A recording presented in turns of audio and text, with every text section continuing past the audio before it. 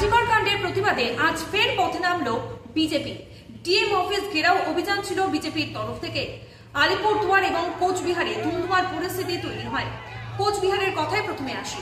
কোচবিহারে বিজেপির কর্মী সমর্থকরা যখন জেলা শাসকের দপ্তর অভিযান করছিল, ঘেরাও কর্মসূচি করছিল, সেই সময় ধস্তাধস্তি বাদে পুলিশ কর্মীদের সঙ্গে পুলিশের তরফ থেকে জল কামান, কাঁদানে গ্যাসের ব্যবহার করা হয়, এমনকি লাঠিচার্জ করা হয়।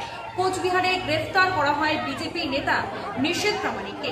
আলিপুরদুয়ারেও একই চিত্র উঠে আসে। আলিপুরদুয়ারেও আমরা দেখতে পাই সেখানে কাঁদানে গ্যাস, এমনকি লাঠিচার্জ করা হয়েছে।